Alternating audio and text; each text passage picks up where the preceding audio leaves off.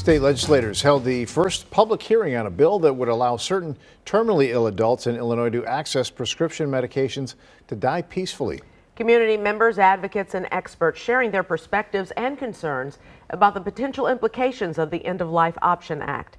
WGN's Angelica Sanchez joining us now with details on that. Hi, Angelica. Good evening to you both. Well, those against this bill are concerned there are not enough safeguards if someone is misdiagnosed, while lawmakers that are pushing for this bill say this is all about choice for anyone suffering with a terminal illness.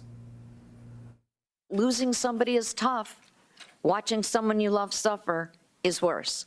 Illinois State Senator Linda Holmes opened Friday's first hearing on the medical aid in dying bill with her own experience. She lost both of her parents to unrelated terminal cancers. And the suffering that was obvious and apparent was devastating. If passed, the bill will allow mentally capable, terminally ill adults with 6 months or less to live the choice to request a prescription for medication that would end their life. State lawmakers say it would allow the patient to die peacefully. His last words were, "I'm happy."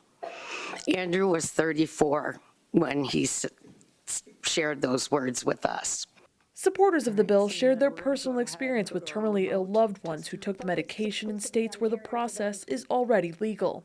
Knowing that people have an option if their suffering becomes unmanageable actually allows terminally ill people to set aside their fears of suffering and live fuller, longer lives right up until the end.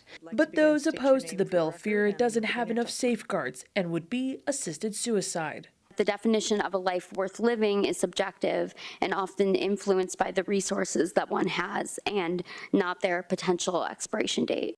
Others are concerned about how it will impact vulnerable populations facing financial pressures, limited family support, or undiagnosed mental health disorders. My great fear is that for some of my patients, these safeguards will be just tight enough for lawmakers to assume things will be okay and amply generous to allow abuse to happen. Lawmakers say some of the safeguards drafted require 2 separate medical doctors to sign off, and a mental health specialist is called if an underlying mental health issue is flagged. This bill would not impact life insurance benefits, and death certificates would reflect the terminal illness, not the medication taken. They say this is all about choice. Nobody can force you to choose this. Now, the bill still has a long way to go. Supporters will try to push it through the legislature before the end of spring session this May. Back to you. Thank you, Angelica.